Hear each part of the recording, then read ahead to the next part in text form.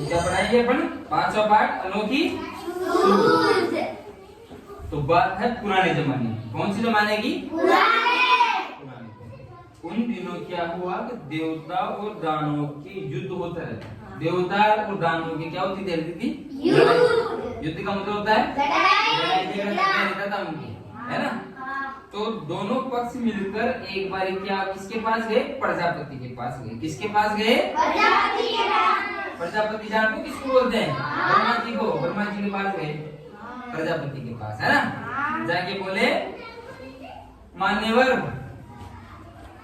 हम दोनों आपकी संतान हैं। क्या बोले? हम दोनों तुम्हारे संतान हैं। बताइए हम दोनों की बुद्धि में कौन बड़ा है? हम दोनों की बुद्धि में कौन बड़ा है? किसमें ज्यादा बुद्धि है? कौन ज्यादा होशियार है? माने बताओ दे। प्रजापति को जाके बोले, किसको जाके बोले? प्रजापति को जाके। उनकी बात सुनकर प्रजापति मुस्कुराए। फिर प्रजापति ने क्या किया? मुस्कुराए।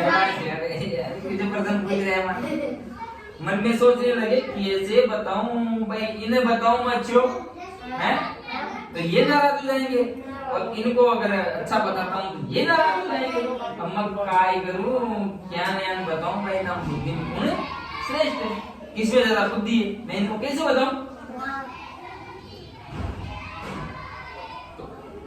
हो सकता है तब दोनों आपस में लड़ पड़े, यानी कि किसी को भी एक दूसरे को भी बड़ा बता दो तो हो सकता है तब क्या भी लड़ पड़े। ऐसे ही लड़ते रहते हैं तो है लड़ा। तो बड़ा टेढ़ा प्रश्न था, बड़ा बताएं तो किसे बताएं? कुछ सोच कर वे बोले, इसका उत्तर कल दूंगा। क्या दूंगा इसका उत्तर? भाई तुम्हें ये जो प्रश्न पूछा है ना, इसका जवाब मैं तुम्हें कल देता हूँ। आज तो मेरे पास कोई उत्तर नहीं है। आप दोनों ही कल मेरे यहाँ पे भोजन के लिए आए और तुम कार मारे हमारे घर पे भोजन करने के लिए बाटी खा बाजो, है ना। ध्यान तो सुन ले, क्या करने आना? रोटी खाने आना हमारे यहाँ पे, है ना। भोजन के बाद बताऊंगा कि बुद्धि में कौन सा, अरे भोजन करने के बाद में बताऊंगा कि बुद्धि में कौन है श्रेष्ठ है, बुद्धि में कौन श्रेष्ठ है। दूसरे दिन दोनों पक्ष भोजन के लिए पहुंचे। दोनों को अलग अलग कमरे में बिठाया गया। वहाँ मिष्ठान से भरे थाल भिजवाए गए, यानी कि वहाँ पे मिठाइयाँ लाडू भी लाडू, है। धोनी दूसरे दिन आ गया, आके उनको कमरे में बिठा दिया, अलग अलग कमरों में, और वहाँ पे पहुंचा दिए कमरों में क्या? लड्डू के थाल, बहुत सारे लड्डू, है ना। प्रजापति दानवों के कमरे में गए, उन्होंने कहा आप लोग भोजन करें, सत्य यह है कि कोने बिना मुड़े भोजन करना है। यही बात उन्होंने देवताओं से, यानी प्रजापति ने उनके पास में एक शर्त रखी। क्या शर्त रखी? कि तुम्हारी ये कोनी है ना, ये मुड़नी नहीं चाहिए, सीधे सीधे करना चाहिए। हाँ, ऐसे भी कह सकते हैं। तो तुम्हें है ना जो कोनी को मोड़ना नहीं है ना, सीधा का सीधा हाथ रखना है और ऐसे खाना, ठीक है। अब सुनो भाई सुनो, प्रजापति की बात सुन दोनों परेशान हो। अब दोनों के दिमाग में टेंशन हो गई। क्या हो गई?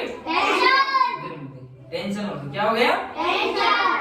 समस्या थी, खाएं तो किसे खाएं, कोनी नहीं मुड़नी चाहिए, भोजन भी नहीं बचना चाहिए, प्रजापति की आज्ञा का पालन होना चाहिए। अब दोनों टेंशन में आ गए, क्या रोटी खाओ तो क्या खाऊं बाटी, लाडू मोटा मोटा, भाई साहब कबाब ये लाल कबाब बगैर खा ही नहीं सकते। अगर कोनी मोड़ेंगे तो ये तो भाई साहब खा ही नहीं सकते एक दूसरे को, है ना।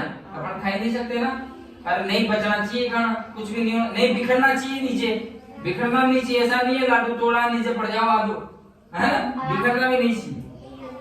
देवताओं ने एक उपाय सोचा, कमरे की किवाड़ बंद की, आमने सामने बैठ गए, लड्डू उठा कर एक दूसरे के मुंह में देने लगे।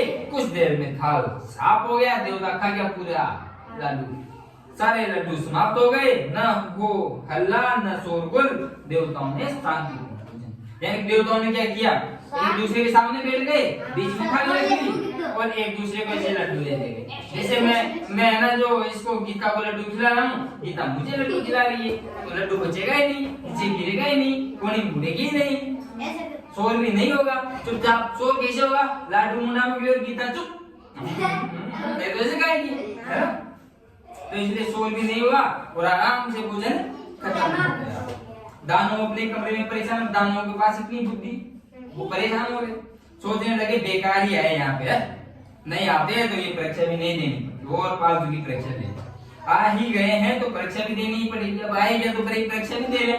लाडू भी जो खा लिया वो तो जो दिखी जाओगे आप तो आवाज लाडू में ध्यान दिया, दानों ने किवाड़ बंद की, दानों ने कर दी किवाड़ बंद, गेट करिया बंद, लाडू के थाल पर टूट पड़े, लाडू का जो थाल था ना वहां पर टूट पड़े खाबा के लिए, लड्डू लेकर ऊपर उछालने लगे, ऐसे उछाल के ऐसे खाने लगे, ऐसे। अब कोई लड्डू तो उनके मुंह में आ जाए, कोई नीचे गिर जाए, कोई आधा लड्डू मुंह में आए आधा नीचे गिर जाए, तो भाई साहब शर्त का तो पालन नहीं हुआ ना।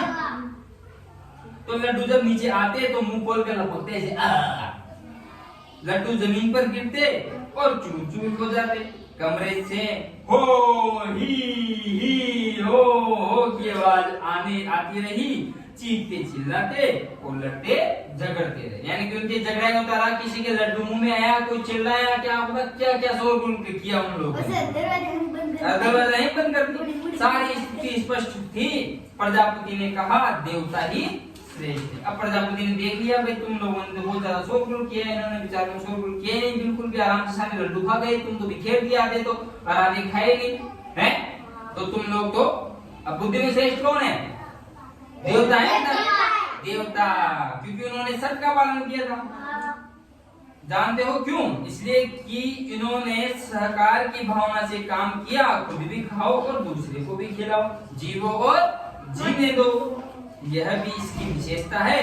और इन्होंने बुद्धि से काम लिया, सूझबूझ दिखाई, ये आमने सामने बैठ गए, एक दूसरे के मुंह में लड्डू देते रहे, थोड़ी देर में थाल साफ कर दिए।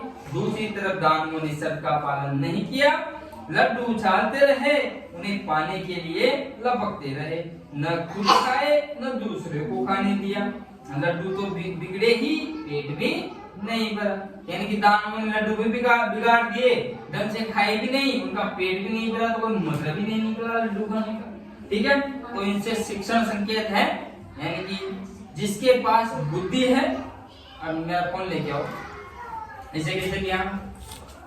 अरे ऐसे कैसे लिया? अब शिक्षण संकेत हैं कि जिसके पास बुद्धि है उसी के पास बल है, जिसके लिए संस्कृत में एक सूक्ति है, बुद्धिर्धीर्यस्य बलम तस्य। इस पौराणिक कहानी में देवताओं के परीक्षा में सफल होने का यही आधार बताया गया है। शिक्षण के समय अन्य प्रसंग देकर भी बुद्धि की महत्ता और सूझबूझ को स्पष्ट किया जा सकता है। विशेषकर विपत्ति के समय बुद्धि ही मनुष्य का साथ देती है। जीवनगत इस सत्य को अवश्य उबारे, यानी कि अपन जब मुसीबत में होते हैं ना तो अपना कौन साथ देता है? अपनी बुद्धि तो साथ देती है। जैसे अभी तुम कभी है ना, तुम्हें प्रश्न नहीं आता है, तुम मुसीबत में फंस जाते हो, तो तुम ऐसे करते हो ना, अरे गुरुजी मैं भूल गई, मैंने टानी है, मैं पोतरनो याद नहीं आ रहा, तुम बुद्धि पे जोर देते हो ना, तो काम में कौन आती है? बुद्धि आती है ना। तो हमेशा बुद्धि ही काम में आती है मुसीबत में, और कोई भी काम में नहीं आता। ठीक है, कल ये याद करके आना। बाय।